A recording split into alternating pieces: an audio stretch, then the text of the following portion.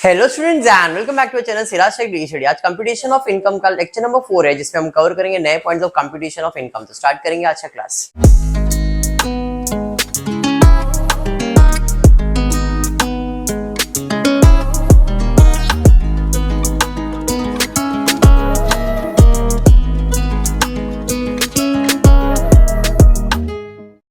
अच्छा देखो, previous class में अपन ने कंप्यूटेशन में, अभी बोल रहा हूँ मैं, सेठ पब्लिकेशन रेफर कर रहा हूँ।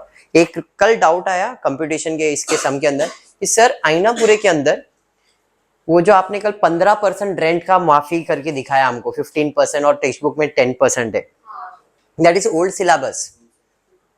पुराने सिलेबस में आईनापुरे के, नए सिलेबस में मैंने 15% कल आपको रेंट फ्री अकोमोडेशन के बारे में बताया था। 15% इन द सिटी, और अगर सिटीज के बाहर है तो 10% है। ये मैंने आपको कल लिखा के दिया, तो वो करेक्शन है, वो कर लेना, ठीक है क्या? ओके हाँ, वही है। आप लोग जिसने मुझे बोला 50 और 40% का बताया था, तो वो आप ओल्ड सिलेबस रेफर करोगे तो उसके अंदर करेक्शन मिल जाएगा। अब बढ़ता हूं आगे। सेठ पब्लिकेशन पेज नंबर 56 सम नंबर 13। टेक्स्ट बुक यहाँ पे सम आपके सामने है, देखो मैं पढ़ रहा हूँ, क्या है देख लो। Mister Ajay is an individual with a disability certificate by the medical authority employed with Mrs. Ankush Engineering Work Private Limited. Following information for the assessment of 20 to 23 is furnished to you. आप देख सकते हो पहले line पे दिया है he is disability certified handicap, self handicap, but यहाँ पे परसेंटेज नहीं दिया कितना परसेंट हैंडीकैप है। तो आपको दो कैटेगरीज होता है। अगर सीवियर हैंडीकैप है तो 1,25,000 का डिडक्शन मिलेगा। 40 से ज्यादा और 80 के बीच में है तो 75,000 का डिडक्शन। लेस देन 40% है तो नो डिडक्शन। अब यहाँ पे परसेंटेज तो दिया नहीं, बट ही इज डिसेबल इतना बोला है, तो हम लोग इसे सीवियर तो अज्यूम नहीं करेंगे, तो इसे एक नॉर्मल इंडिविजुअल हैंडीकैप अज्यूम करेंगे। तो इसे 80 यू का डिडक्शन देंगे। कितना? 75,000। अंडर सेक्शन 80U का 75,000 का हैंडीकैप का डिडक्शन मिलेगा। चलिए आगे बढ़ते हैं। फॉलोइंग इंफॉर्मेशन में एनुअल सैलरी इंक्लूडिंग डीए दिया है 8,31,000, मतलब ये बंदे को इनकम फ्रॉम सैलरी है। एक्स ग्रेटा कितना मिल रहा है? 50,000। Perquisite value for rent free accommodation, rent free accommodation का परक्यूजिट वैल्यू दिया हुआ है, मतलब फुल्ली टैक्सेबल। क्या बात है। Employer's contribution in excess of prescribe rule to recognise provident fund, खुद बोल रहा है एम्प्लॉयर का कंट्रीब्यूशन जो है वो रूल्स के ऊपर का है। तो ऊपर का मतलब ये टैक्सेबल। अगर रूल के अंदर रहता तो हम लोग एग्जाम्पशंस दे सकते थे। कितना परसेंट? तो अप टू 12% अलाउड है, और इंटरेस्ट 9.5% अलाउड है। ये चीज सब बताया गया है। हाँ, अगर आप सैलरी का लेक्चर्स बैठे हो तो आपको पता रहेगा कि रिकॉग्नाइज्ड प्रोविडेंट फंड में आपका बॉस और आपका कितना परसेंट अलाउड है कंट्रीब्यूशन? 12% तक इनकम अलाउड है। 12 से ज्यादा तो उसे एक्सेस कहते हैं, वो आपके लिए क्या रहेगा? टैक्सेबल। तो यहाँ पे भी सेम चीज बोला है, employer contribution in excess of prescribe rule. कितना? 11,500 एक्सेस है, मतलब ये फुल्ली टैक्सेबल है। फिर आगे दिया mister Ajay was a house property. In short इसको इनकम फ्रॉम सैलरी के साथ साथ इनकम फ्रॉम हाउस प्रॉपर्टी, मतलब इसका दो इनकम है। हाउस प्रॉपर्टी में खुद का रहने का हिज ओन रेसिडेंस है, बराबर है। प्रीवियस ईयर फाइनेंशियल ईयर में उसको दिया है ही paid 36,000 in HDFC being a repayment of loan of 12,000 and interest of 24,000। अगर आपको याद होगा, अगर सेल्फ ऑक्यूपाइड प्रॉपर्टी है तो अपने को सिर्फ और सिर्फ इंटरेस्ट का डिडक्शन मिलता है, बिकॉज जीएवी होता है नील। हाँ या नहीं? सेल्फ ऑक्यूपाइड में जीएवी क्या होता है? नील, माइनस म्युनिसिपल टैक्स पेड नील, बराबर है एमटीपी, म्युनिसिपल टैक्स पेड नील। तो आपको मिलता है एनएवी। एनएवी में माइनस करते हैं डिडक्शन अंडर सेक्शन 24 का, जिसमें पहला होता है स्टैंडर्ड डिडक्शन 30%। अब ये है तो नील ही रहेगा, और सेकेंड डिडक्शन होता है इंटरेस्ट। कितना? मैक्सिमम 30,000, मैक्सिमम 30,000 का डिडक्शन क्लेम कर सकता है ये बंदा। ठीक है क्या? पक्का? चलिए, इसने कितना पे किया इंटरेस्ट? 24,000 शायद, यस 24,000 पे किया, मतलब इसको पूरा का पूरा डिडक्शन मिलेगा। हाँ जी। उसके अलावा और कुछ है क्या? The construction of the house was completed in the year 2014। Loan was taken on April 20 में लिया हुआ है। प्रोफेशन टैक्स पेड कितना है? 2500। कुछ और है क्या? नहीं। छोटा सा समय फट से सॉल्व कर दे। सबसे पहला कैलकुलेशन क्या आने वाला है? सबसे पहला कैलकुलेशन आने वाला इनकम फ्रॉम सैलरी। तो पहला ए, इनकम फ्रॉम सैलरी का कैलकुलेशन करते हैं। इनकम फ्रॉम सैलरी के अंदर पहला है सैलरी, बेसिक सैलरी है ना, कितना मिल रहा है सैलरी उसको 8,31,000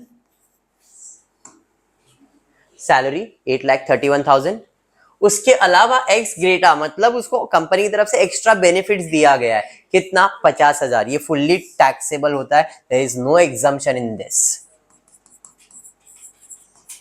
एक्स ग्रेटा कितना है भाई 50,000, पूरा का पूरा मेरे लिए टैक्सेबल होगा as a part of my salary.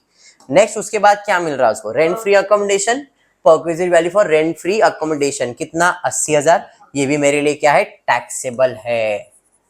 Rent free accommodation कितने का अकोमोडेशन मिल रहा है 80,000 का, ये भी मेरे लिए क्या है टैक्सेबल है। नेक्स्ट हर्ष उसके बाद क्या है देखो जरा, उसके बाद दिया employer contribution to recognised provident fund, recognised provident fund भी मेरे लिए क्या है टैक्सेबल है। आरपीएफ रिकॉग्नाइज्ड प्रोविडेंट फंड कितना 11,500।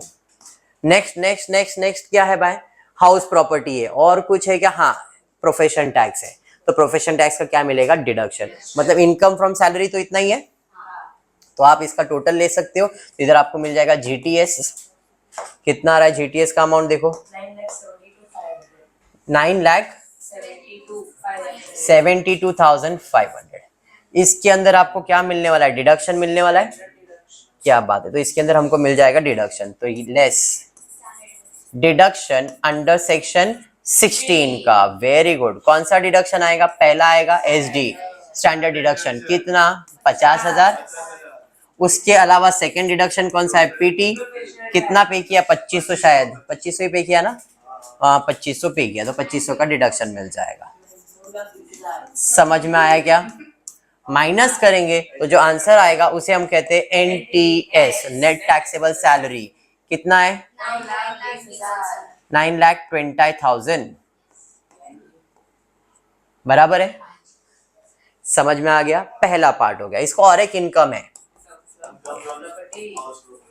इनकम फ्रॉम एचपी, और इसके पास एक ही प्रॉपर्टी है, कौन सा है सेल्फ ऑक्यूपाइड वर्क, तो देयरफॉर एसओपी लिखता हूं मैं,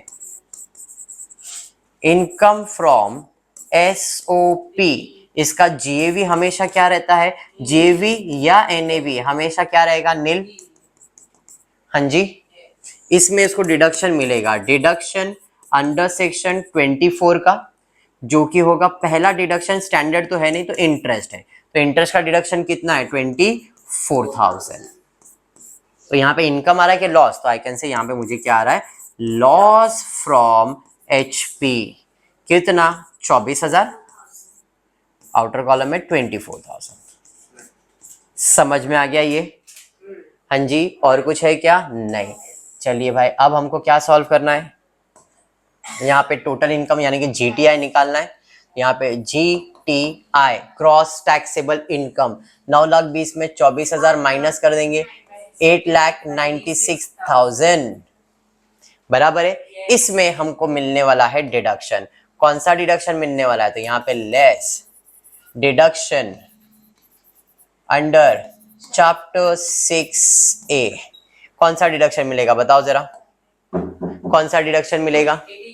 सबसे पहला उसने कोई इन्वेस्टमेंट किया हुआ है, तो इन्वेस्टमेंट किया हुआ है हाउस प्रॉपर्टी में 80C का डिडक्शन मिलेगा। देखो हाउस लोन रीपेमेंट किया हुआ है, रीपेमेंट ऑफ लोन किया हुआ है, तो उसका डिडक्शन मिलने वाला है। यहाँ पे लोन रीपेड, कितना लोन रीपे किया जरा चेक करो क्वेश्चन के अंदर। यहाँ पे क्वेश्चन में दिया है 36,000 रुपीज एचडीएफसी का लोन पे किया है, जिसमें प्रिंसिपल अमाउंट कितना है और इंटरेस्ट अमाउंट कितना है 24। हमेशा याद रखो हाउस लोन रीपेमेंट मतलब एक तरह का इन्वेस्टमेंट है, और इन्वेस्टमेंट का डिडक्शन किधर आता है 80C के अंदर। 80C मैंने जब डिडक्शन पढ़ाया था तभी एक्सप्लेन किया है, 80C मतलब इन्वेस्टमेंट होता है, तो जो भी इन्वेस्टमेंट है उसका डिडक्शन। इन्वेस्टमेंट कितने का किया है 12,000। उसके अलावा खुद हैंडीकैप है 80U सेल्फ हैंडीकैप, तो 75,000। और कुछ है क्या, नहीं, तो इसका टोटल ले लो कितना आ रहा है 87,000। तो अपने को 87,000 का क्या मिल जाएगा डिडक्शन, इसमें डिडक्शन दे देंगे और हमको मिल जाएगा एनटीआई, कितना आ रहा है 8,90,000 8,09,000 बराबर है 8,09,000। मतलब मेरा इनकम पूरे साल में कितना है 8,09,000। अब मैं कौन से स्लैब में आ रहा हूं पहला वो समझता हूं। तो स्लैब में है 2.5 लाख पहला स्लैब जिसका टैक्स कितना है 0%। फिर 2.5 लाख से लेके 5 लाख तक कितना है 5%। फिर 5 लाख से लेके 10 लाख कितना परसेंट 20%। ये बंदा कौन से स्लैब में आ रहा है 5 से 10 के इसमें आ रहा है। तो 5 से 10 में आ रहा है मतलब इधर का तो 0 टैक्स है। इधर कितना टैक्स आएगा तो 2.5 लाख पे 5% कितना आता है 12,500। अरे हाँ तो ये 12,500 तो भरना ही है। उसके अलावा इधर जितना बच जाएगा उस पे कितना परसेंट टैक्स चार्ज करेगा। सर नहीं समझा, वापस समझा नहीं मेरे को लगा मेरा इनकम कितना है 8,09,000 बराबर है। अब ये कौन से स्लैब में आ रहा हूं मैं थर्ड। 2.5 लाख तक नो टैक्स मतलब 8.5 लाख में से 2.5 लाख तो निकल गया। बट मैं तो लास्ट ये वाले स्लैब में आ रहा हूं ना। अब मैं 2.5 लाख से 5 लाख के इनकम में कितना टैक्स भरना पड़ेगा मुझे 5%। मतलब नेक्स्ट 2.5 लाख का डिफरेंस है ना इधर 2.5 लाख प्लस 2.5 लाख कितना होगा 5 लाख। तो 5 लाख तक खत्म हो गया मेरा इनकम। तो इस पे कितना परसेंट भरूंगा मैं 8,09,000 में से 5 लाख खत्म हो गया बचा कितना 3,09,000। इस पे कितना percent 2.5 lakh plus 2.5 lakh 5 lakh plus 3,09,000। तो इनडायरेक्टली मैंने थर्ड स्लैब में आ रहे हो ना। जब थर्ड स्लैब में आ रहे हो तो 5 लाख का टैक्स खत्म हो गया है। तो 8 लाख में से 5 लाख माइनस कर दो कितना बचा 3 लाख। तो 3 लाख का कितना परसेंट 20%। तो जब आप थर्ड स्लैब में आते हो तो ये तो फिक्स हो गया ना 2.5 लाख का 5% कितना आता है 12,500 ये तो आएगा ही। और इधर 20% कितना 61,800। समझ में आया। ये लिखने के बाद हम लिखेंगे tax liability of mister Ajay. ठीक है पहला 2.5 लाख 0%। 2.5 लाख टू 5 लाख कितना percent 5%। And 5 lakh to 10 lakh कितना परसेंट 20%। तो इधर 0 इधर 12,500 और यहाँ पे कितना बचा 3,09,000। 3,09,000 का कितना परसेंट 20%। 2.5 लाख प्लस 2.5 लाख 3 लाख हुआ ना 3 लाख सॉरी 2.5 लाख 2.5 लाख 5 लाख और ये 3 लाख। तो इसका कितना आ रहा है 61,800। समझा। Therefore total tax 74,300। 74,300 अभी खत्म नहीं हुआ इतना समझा क्या 74,000 समझ में आया पक्का। इसके अंदर हम ऐड करेंगे सेस कितना परसेंट 4%। तो इसका 4% कैलकुलेट कर लो। इसी का 4% 2,072 ऐड कर दो और टोटल टैक्स लायबिलिटी समझ में आएगा। टैक्स लायबिलिटी से 77,200 and this is my tax liabilities. समझ में आया। सम्स कैसे सॉल्व होता है क्लियर हुआ क्या। अगर स्लैब नहीं समझा तो मैं अभी बोलता स्लैब को समझो। स्लैब समझेगा तो यही समझेगा क्योंकि यहाँ तक मैंने ऑलरेडी कराया है तुमको। सेमेस्टर 5 में आपने ये सेमेस्टर 3 में आपने ये किया है बराबर है। आपको इसके आगे का इतना सा कंसेप्ट को स्लैब समझने का और कुछ नहीं है। ठीक है आज इतना ही करता हूँ। नेक्स्ट लेक्चर में इसके आगे के सम्स कंटिन्यू करते हैं। होपफुली आपको वीडियो पसंद आया तो प्लीज वीडियो को लाइक करना फ्रेंड ग्रुप में शेयर करना चैनल को सब्सक्राइब करना। Thank you for watching the video.